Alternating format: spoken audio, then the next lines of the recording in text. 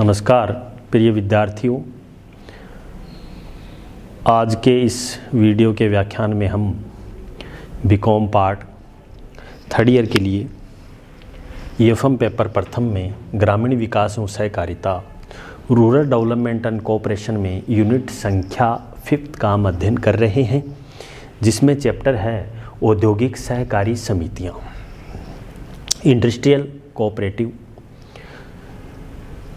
जिसमें टॉपिक है कि औद्योगिक सहकारी समितियों की आवश्यकता और महत्व है क्या है। इस चैप्टर में इस टॉपिक का अध्ययन करने से पहले हम इसकी थोड़ी भूमिका के बारे में चर्चा करें कि किसी भी देश की अर्थव्यवस्था में लघु व कुटीर उद्योगों का एक महत्वपूर्ण भूमिका होती है, क्योंकि भारत जैसे देश में जहां एक और बेरोजगारी की समस्या विद्यमान है और दूसरी ओर पूंजी व तकनीकी ज्ञान का अभाव भी है। इन उद्योगों के महत्व भी बढ़ रहा है कि दुनिया अन्य विकासशील देशों के लिए लघु व कुटीर उद्योग का विशेष महत्व रहा है, क्योंकि भारत में प्राचीन काल से ही लघु व कुटीर उद्योग विकसित रहे हैं, क्योंकि यहाँ के कुशल कारीगर हैं, मूर्तिकला और हस्तकला में निपुण हैं। ब्रिटिश शासन की स्थापना के बाद में भी भारत में मशीनरी युग लागू किया गया था, जो विदेशी व्यापार इससे बढ़ा और लघु कुटीर उद्योग का भी इसमें पतन होने लगा, क्योंकि जब मशीनी तकनीकी आई तो लोगों को कामकाज करने में काफ़ी समस्या आई, क्योंकि मशीनों से जब काम होने लगा तो मैन पावर की आवश्यकता कम पड़ी। तो जैसा कि हम कहते हैं कि आवश्यकता आविष्कार की जननी है, जैसे जैसे इन उद्योगों को सामने नई नई समस्या आने लगी तो उनको हल करने के भी काफ़ी प्रयास सुझाए गए। एक नए आंदोलन का रूप लिया गया, जिसमें औद्योगिक सहकारी आंदोलन 1994 में लागू किया गया। 1904 में औद्योगिक सहकारी आंदोलन की शुरुआत हुई, जो कि अधिनियम के रूप में इस आंदोलन में पारस्परिक सहायता के रूप में स्वावलंबन की नई दिशाएं प्रदान की गई और कृषि एवं साख उपयोग क्षेत्र में औद्योगिक उत्पादन क्षेत्र में श्रमिकों के शोषण से मुक्त रखा गया। 1948 में औद्योगिक नीति लागू की गई, जो लघु व कुटीर उद्योगों को सहकारी आधार पर विकसित करने पर भी बल दिया गया। इसके बाद सरकार ने इन समितियों के विकास के लिए निरंतर प्रयत्नशील रही। इससे बेरोजगारी की समस्या के निवारण करने में भी मदद मिली। ये भी है। ये तो इसकी इतिहास व भूमिका की हमने चर्चा की। अब बात करें हम औद्योगिक सहकारिता का क्या तात्पर्य है। औद्योगिक सहकारिता से आशय एक ऐसी सहकारी समितियों से है जो कारीगर, छोटे छोटे उद्योगपतियों, दस्तकारों एवं औद्योगिक कर्मचारियों द्वारा पारस्परिक सहायता के उद्देश्य से स्थापित की जाती हैं।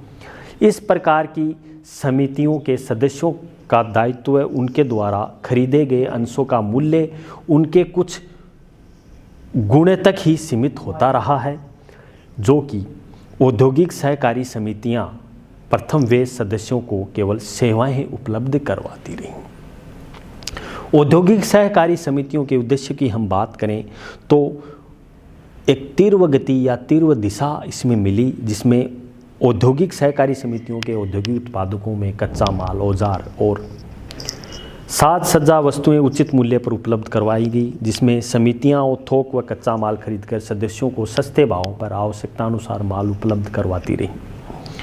और भी विभिन्न प्रकार के उद्देश्यों के बारे में उचित मूल्य पर वस्तुओं को बेचना, अग्रिम राशि देना, उत्पादकों क्रियाओं से विभिन्न संस्थाओं से माल विक्रय का अनुबंध करना और सदस्यों की सहायता से इनको पूरा करना, सदस्यों की मित्रता भावना को विकसित करना इसमें शामिल किया गया।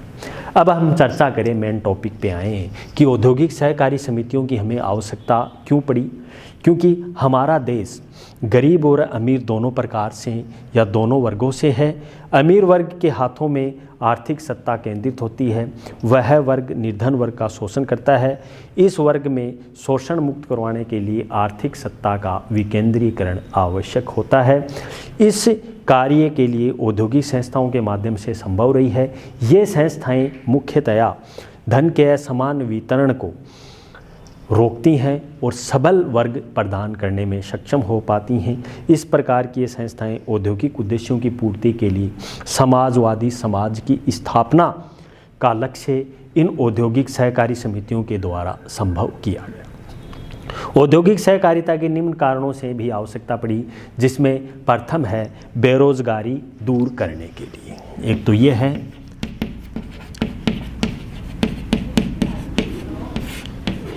बेरोजगारी दूर करने के लिए।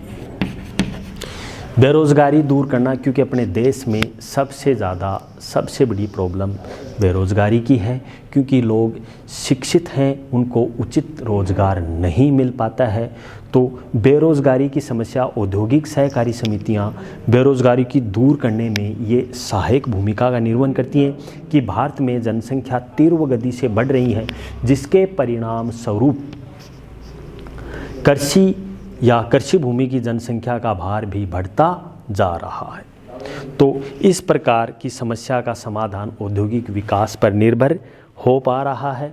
तो कृषि उत्पाद के बाद उद्योग ही रोजगार के कुछ ही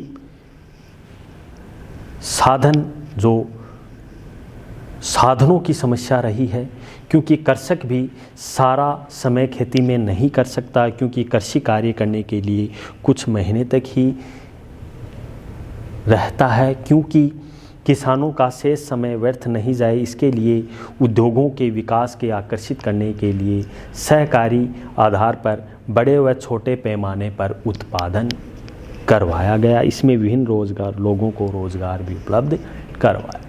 तो सर्वप्रथम तो इसकी आवश्यकता इम्पोर्टेंस में बेरोजगारी दूर करने का रखा है। दूसरा, लघु व कुटीर उद्योगों के विकास के लिए लघु व कुटीर उद्योगों के विकास के लिए, एक लघु एवं कुटीर उद्योगों के विकास के लिए भी ये अहम भूमिका का निर्वहन है। तो ये भी एक अहम भूमिका का क्रियान्वयन है। दूसरा है औद्योगिक प्रतियोगिताओं का सामना करने के लिए, औद्योगिक प्रतियोगिताओं का सामना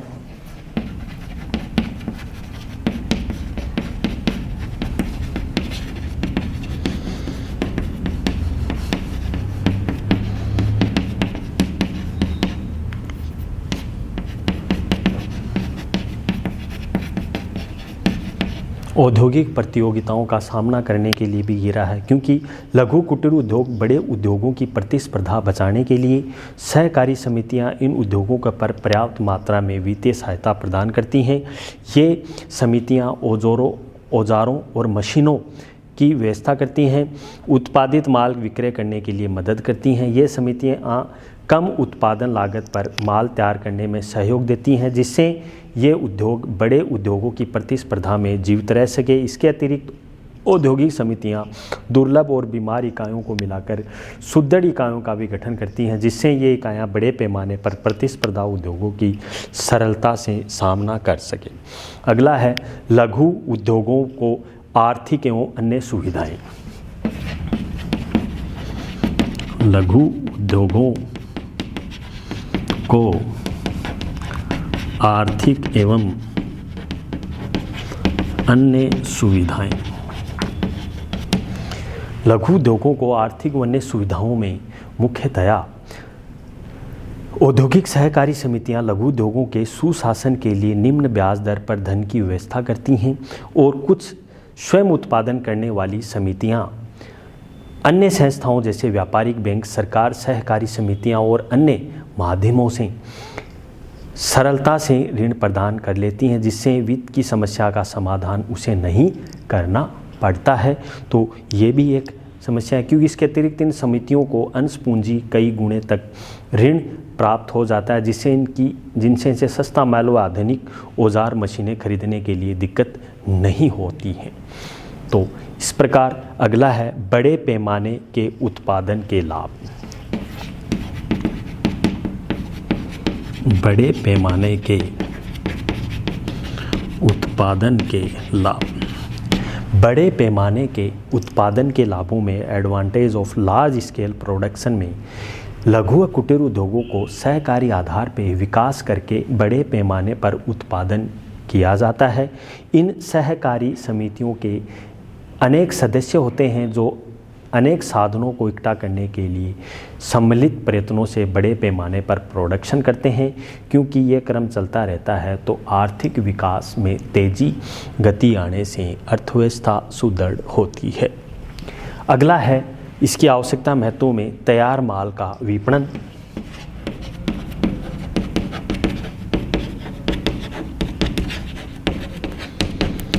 तैयार माल का विपणन में मार्केट ऑफ फिक्स्ड गुड्स में तैयार माल का विक्रय छोटे उत्पादकों के एक जटिल समस्या है। ये उत्पादक प्रत्यक्ष रूप से अपने माल को विस्तृत बाजार में नहीं बेच सकते। साधारणतः उत्पादक स्थानीय मांग की पूर्ति कर पाते हैं क्योंकि इसके आधार पर व्यापार क्षेत्र संकुचित होता है।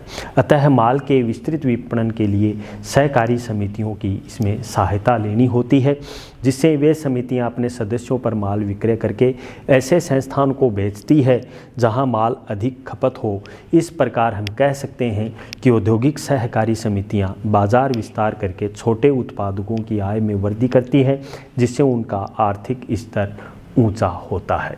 अगला है संतुलित औद्योगिक विकास। 7वां पॉइंट है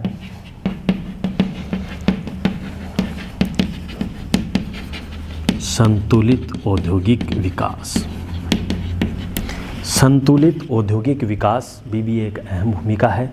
तो संतुलित औद्योगिक विकास में हमारे देश में उद्योगों का संतुलन विकास नहीं हो पाया है क्योंकि इनके उद्योगों के विकेंद्रीकरण आवश्यक है। ऐसा करने से उद्योगों व पूंजी की केंद्रीकरण नहीं होगा। विभिन्न संस्थानों में रहने वाले व्यक्तियों को इससे रोजगार मिलेगा और इसे शहरीकरण की प्रवृत्ति पर भी रोक लगेगी। ऐसा सहकारी समितियों के माध्यम से संभव है।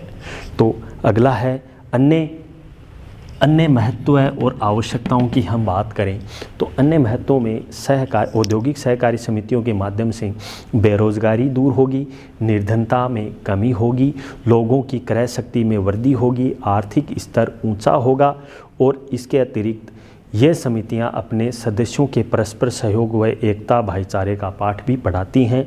समाजवादी समाज के स्वप्न इन समितियों के माध्यम से ही पूरा हो सकता है। ये समितियां निर्बलों सबलों के शोषण को बचाती हैं तथा धन का न्यायसंगत वितरण पर जोर देके देश के आर्थिक विकास में अहम भूमिका का निर्वहन कर पाती हैं।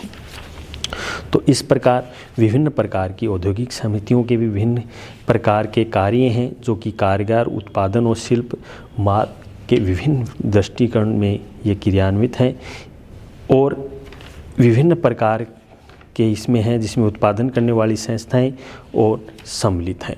वित्तीय स्रोतों में औद्योगिक सहकारी बैंक, केंद्रीय और राज्य सहकारी बैंकों को शामिल किया गया, स्टेट बैंक और अन्य को।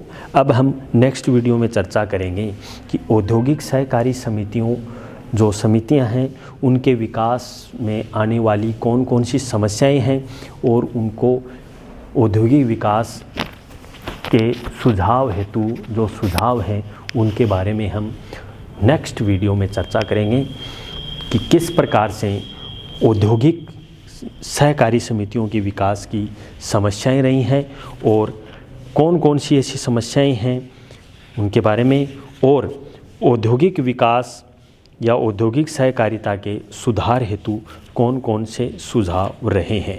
इसके बाद में हम राज्य एवं सहकारिता स्टेट ऑफ कोऑपरेशन के बारे में पढ़ेंगे, जिसमें राज्य सहायता के विभिन्न स्वरूपों के बारे में, इसके कौन कौन से स्वरूप हैं उनके बारे में हम चर्चा करेंगे, जिसमें राज्य सहकारी विभाग के कौन कौन से कार्य हैं उनके बारे में हम अगले वीडियो में। फिर अपेक्स बैंक, कोऑपरेटिव बैंक जो हैं अपेक्स बैंकों के बारे में भी हम शीर्ष बैंक के बारे में चर्चा करेंगे। तो इस प्रकार से आपकी ये 5th यूनिट कंप्लीट हो जाएगी। उसके बाद में जो इम्पोर्टेंट प्रश्न हैं उनके बारे में हम संक्षेप में चर्चा करेंगे। तो अब अगले वीडियो में हम मिलेंगे, औद्योगिक सहकारी समितियों की विकास की कौन कौन सी समस्याएं हैं, औद्योगिक सहकारिता के सुधार हेतु सुझाव कौन कौन से हैं। तब तक के लिए बहुत ही बहुत धन्यवाद। Thank you very much.